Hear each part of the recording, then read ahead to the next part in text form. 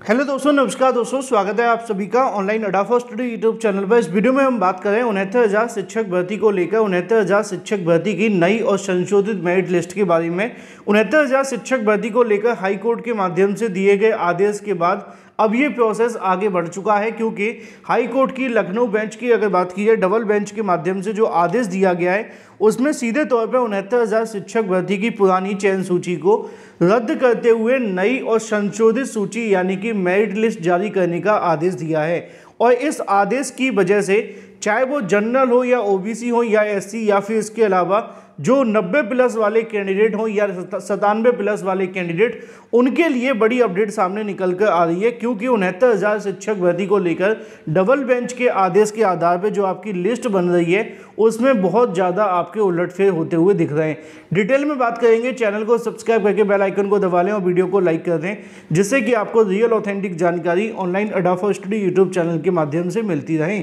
69,000 शिक्षक भर्ती को लेकर जो डबल बेंच के माध्यम से आदेश दिया गया उसके मुताबिक उस आदेश के आधार पर आपकी मेरिट लिस्ट के अंदर बहुत बड़ा बदलाव, सबसे बड़ा बदलाव ये है कि जनरल और ओबीसी और एससी की नई कट ऑफ आप सभी को देखने के लिए मिल रही है। क्योंकि बहुत सारे अभ्यर्थियों के माध्यम से इस मुद्दे को लेकर मुझसे पूछा भी जा रहा था कि सर कट ऑफ के बारे में थोड़ी सी बात क्लियर की जाए, क्योंकि ये काफ़ी ज़्यादा ट्रेंडिंग है इस समय पे और कट ऑफ को लेकर बहुत सारे अभ्यर्थियों के मन में सवाल भी हैं और इस वीडियो के माध्यम से ऑलमोस्ट सभी अभ्यर्थियों के सवाल खत्म हो जाएंगे। ठीक है, तो 69,000 शिक्षक भर्ती के अंदर जनरल, ओबीसी और एससी की कट ऑफ को लेकर बड़ा बदलाव देखने के लिए मिल रहा है, क्योंकि 69,000 में जो आपका चयन किया गया था, 69,000 शिक्षक भर्ती में चयन सूची के समय पे वो दूसरे तरीके से किया गया था और अब आपकी जो चयन सूची बनाई जाएगी वो पूरे तरीके से अलग होगी। क्यों? क्योंकि वहाँ पर जो कोर्ट का आदेश था सिंगल बेंच का, ठीक है, उसके आधार पर आप सभी की चयन सूची बनी थी और सिंगल बेंच के माध्यम से एक आदेश दिया गया था कि जो अभ्यर्थी पहले आरक्षण का लाभ ले चुके हैं उनको दोबारा आरक्षण न दिया जाए। लेकिन डबल बेंच के अंदर ये चीज़ें पूरे तरीके से बदल गई। डबल बेंच के माध्यम से जो आदेश दिया गया उसमें उन्होंने कहा कि जो भी 69,000 शिक्षक भर्ती के अंदर अभ्यर्थी आरक्षित श्रेणी के अंदर आते हैं उन सभी अभ्यर्थियों को अगर कट ऑफ जनरल की क्रॉस कर जाते हैं तो उनको आरक्षित श्रेणी पर ही चयन न किया जाए, उनको अनारक्षित श्रेणी पर चयन किया जाए। मैं आपको और आसान कर दूं, उन्होंने कहा कि जो कैंडिडेट जनरल की कट ऑफ को पार कर जाते हैं, अगर वो ओबीसी कैटेगरी से आते हैं या एससी कैटेगरी से आते हैं और जनरल का कट ऑफ कितना था 97, तो अगर वो 97 कट ऑफ को पार कर रहे हैं और वो ओबीसी हैं तो एससी हैं, तो उनको उन्हीं की कैटेगरी में चयनित न किया जाए। विवाद समझ रहे हैं? और यही कहीं ना कहीं यहाँ पर सिंगल बेंच के माध्यम से क्या कहा गया था कि अगर वो अभ्यर्थी सामान्य वर्ग की कट ऑफ के ज़्यादा नंबर लाते हैं तो उनको उन्हीं की कैटेगरी के अंदर चयनित कर लिया जाए, यानी कि ओबीसी और एससी कैटेगरी के अंदर, क्योंकि वो पहले ही आरक्षण का लाभ ले चुके हैं, दोबारा उनको आरक्षण का लाभ लेने की आवश्यकता नहीं है। और सिंगल बेंच ने जब ये आदेश दिया था तो निश्चित तौर पे जो ओबीसी एससी के अभ्यर्थी थे उन्होंने डबल बेंच में चैलेंज किया था, इसी वजह से,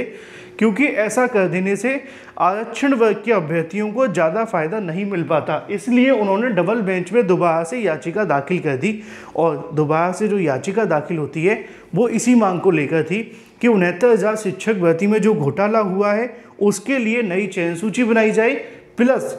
चयन सूची बनाते समय सारी डिटेल दी जाए कि किस अभ्यर्थी के कितने नंबर बने हैं, कितने गुणांक पर चयन हुआ है और किस तरीके से यहाँ पे किस कैटेगरी में उसको रखा गया है, क्योंकि चयन सूची में ये जानकारी नहीं दी गई थी, मैंने आप सभी को पहले भी बताया है। लेकिन अब इस बार जो हाई कोर्ट का ऑर्डर है वो आपके लिए क्या कहता है वो सबसे महत्वपूर्ण है, क्योंकि आपकी चयन सूची इन्हीं 3-4 लाइनों के आधार पर बनाई जाएगी। ठीक है ना। अब पहले पॉइंट के अंदर तो ये बस ये लिखा है कि 69,000 की जो चयन सूची सिंगल बेंच ने रद्द की थी उसके आधार पर रद्द मानी जाए और 6,800 की चयन सूची जो कि सिंगल बेंच ने रद्द की थी उसको भी रद्द माना जाए और नए तरीके से, नए सिरे से आपकी जो चयन सूची है वो जारी की जाए। लेकिन पॉइंट नंबर 2 और 3 आप सभी के लिए सबसे ज़्यादा महत्वपूर्ण है। यहाँ पे उनका कहना है कि after preparation of select list terms of quality points यानी कि गुणांक के आधार पर मेरिट लिस्ट बनाने के बाद रूल नंबर 14 और सर्विस रूल 1981 जो रिजर्वेशन पॉलिसी है और जो यहाँ पे रिजर्वेशन पॉलिसी एक्ट है 1994 जो कानून है ना, पॉलिसी कानून तीनों अलग अलग चीज़ें हैं और तीनों नियमों को फॉलो करते हुए बनाई जाए। अब ये तीनों नियम क्या कहते हैं बस आपको इतना समझना है, आप समझ जाएंगे कि ये क्या है। तीनों नियम के आधार पे इसमें कहीं पर भी ये नहीं लिखा हुआ है कि जो 69,000 शिक्षक भर्ती के अंदर अभ्यर्थी हैं अगर वो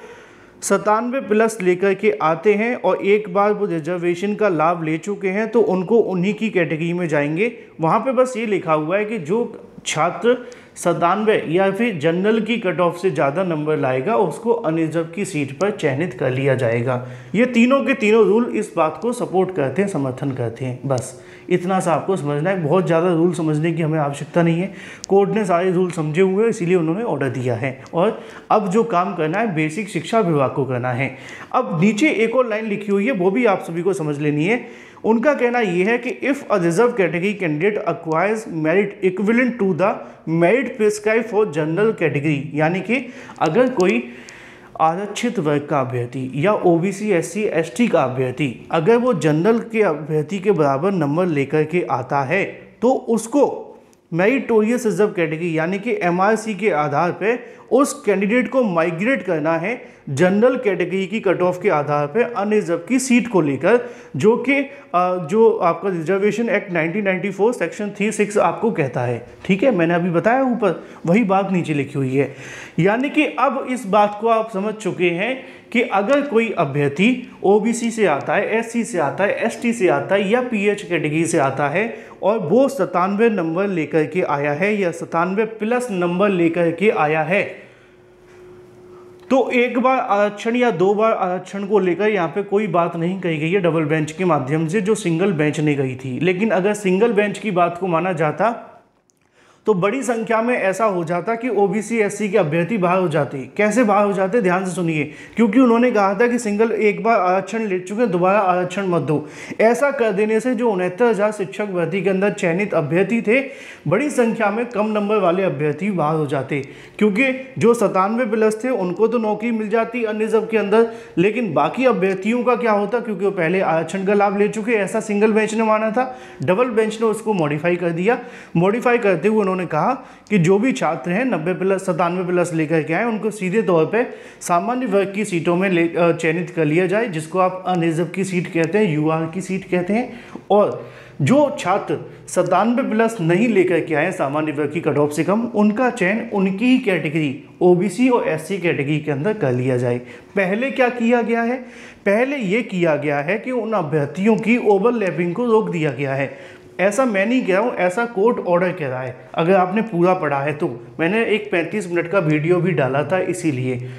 और कोर्ट ऑर्डर इस बात को कहीं ना कहीं कहता है कि जो 69,000 शिक्षक भर्ती के अंदर चयनित अभ्यर्थी हैं जो 97 प्लस लेकर के भी आए हैं सामान्य वर्ग की कट ऑफ के मुकाबले, उनका चयन उन्हीं की कैटेगरी के अंदर कर दिया गया है। ऐसा कर देने से क्या हुआ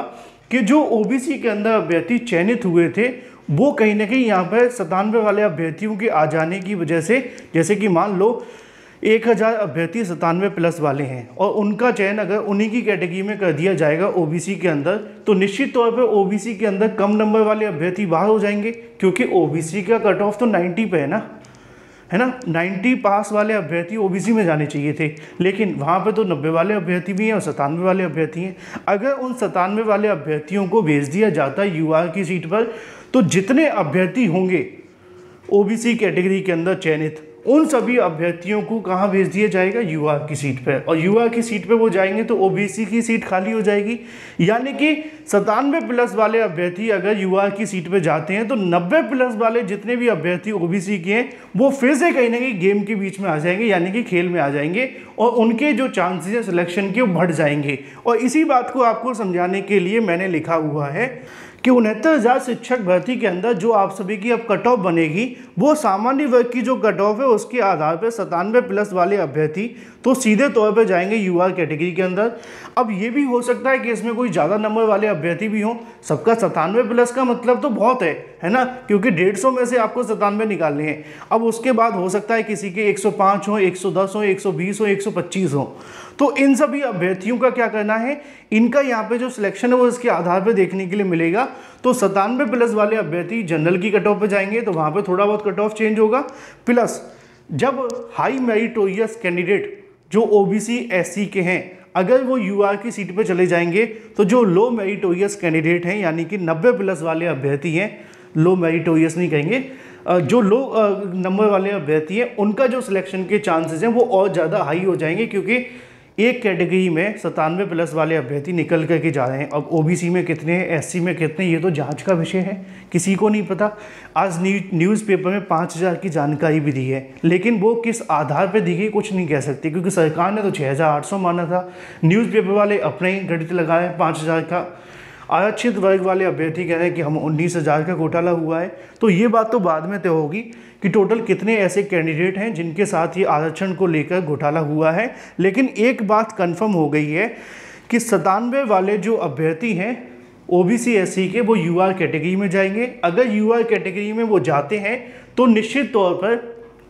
जो पहले से वहाँ 97+ वाले कैंडिडेट हैं वो बाहर हो जाएंगे। कैसे बाहर हो जाएंगे, क्योंकि नए कैंडिडेट के आने की वजह से पुराने जो कैंडिडेट 69,000 शिक्षक भर्ती में यूआर की सीट पर चयनित हुए उनको वहाँ से बाहर निकाल दिया जाएगा और उनकी जगह पर नए अभ्यर्थियों को समायोजित कर दिया जाएगा कोर्ट ऑर्डर के मुताबिक। ठीक है, अब यहाँ पर जो ओबीसी एससी से अपनी सीटें छोड़ कर के आएंगे वो सीटें किसको मिल जाएंगी, वो मिलेंगी उन्हीं कैटेगरी के अभ्यर्थियों के लिए जो कोर्ट में काफ़ी लंबे समय से लड़ रहे थे कम नंबर होने की वजह से। कम नंबर इन द सेंस कि 97 से नीचे थे और 97 से नीचे होने की वजह से ओबीसी कैटेगरी में अपने ही अभ्यर्थी 97+ वाले चयनित कर लिए गए, जिसकी वजह से 90+ वाले अभ्यर्थी बाहर हो गए थे। तो 90 से लेकर के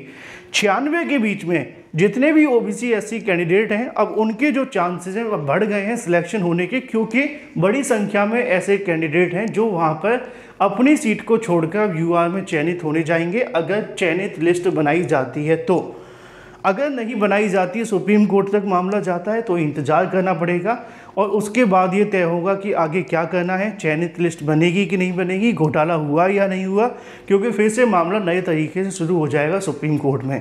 अगर ऐसा नहीं होता है, सरकार चाहती है कि नहीं हम तो अब यहाँ पे इसी मामले को यहीं पे ख़त्म करते हैं, तो हो सकता है कि इस पर सरकार के माध्यम से नई चयन सूची बनानी शुरू कर दी जाए और नई चयन सूची के अंदर ओवरलैपिंग के माध्यम से जो सीटें होंगी उनको भर दिया जाएगा। यूआर में जो 97+ वाले अभ्यर्थी होंगे, बाकी की जो सीटें खाली होंगी ओबीसी एससी में वो उन्हीं कैटेगरी वाले अभ्यर्थियों को मिल जाएंगी। सीधे तरीके से अगर देखा जाए तो यहाँ पर सामान्य वर्ग के अभ्यर्थियों के लिए एक बड़ा झटका है, क्योंकि सामान्य वर्ग के अभ्यर्थी सीधे तौर पर कट ऑफ से अब बाहर हो जाते हैं, क्योंकि 69,000 शिक्षक भर्ती में जो आरक्षण को लेकर मामला था वो उनका यही था कि उनकी ओवरलैपिंग को बंद कर दिया गया है और बड़ी संख्या में ऐसे कैंडिडेट हैं ओबीसी एससी में जो 97+ हैं, बावजूद इसके उनको वहाँ पर उन्हीं की कैटेगरी में चयनित कर लिया गया और उनका ओवरलैपिंग अगर कराया गया होता तो बड़ी संख्या में ओबीसी एससी के कम नंबर वाले अभ्यर्थियों का सिलेक्शन हो जाता। यही एक पॉइंट था जिसको लेकर ये 4 साल से लड़ रहे थे। अब सिंगल बेंच से बढ़ते बढ़ते डबल बेंच में आ चुके हैं। हालांकि सिंगल बेंच का आदेश इनके पक्ष में आया था, लेकिन वहाँ पर डबल आरक्षण की वजह से इनके अगेंस्ट हो गया था। अगर ऐसा हो जाता डबल आरक्षण वाला तो इनको बड़ा झटका लग जाता, इसीलिए अभ्यर्थी डबल बेंच गए थे और जो सिंगल और डबल आरक्षण वाला मामला उसको हटवाया और उन्होंने कहा कि बेसिक की नियमावली 1981 और आरक्षण रिजर्वेशन नियम 1994 और धारा 3(6) को पढ़ते हुए सर्विस रूल नंबर 14 को ध्यान में रखते हुए इन अभ्यर्थियों को जो कैटेगरी में 97+ हैं उनका चयन किया जाए और जो बाकी के कम नंबर वाले अभ्यर्थी 90 से लेकर 96 वाले हैं उनका चयन ओबीसी एससी की खाली सीटों पर किया जाए जो होने वाली हैं यूआर में जाने की वजह से। तो इस तरीके से आप सभी की मेरिट बनेगी और इस तरीके से आप सभी की कट ऑफ बनेगी। अब अगर बात कर ली जाए कट ऑफ को लेकर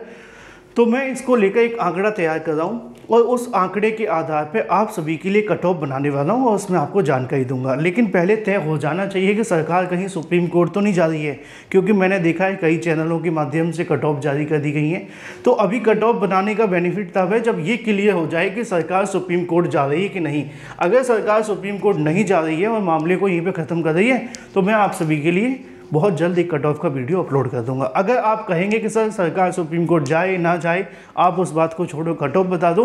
तो मैं आपको कट ऑफ बता दूंगा। कमेंट करके बता देना और अपने नंबर भी। Thank you for watching this video.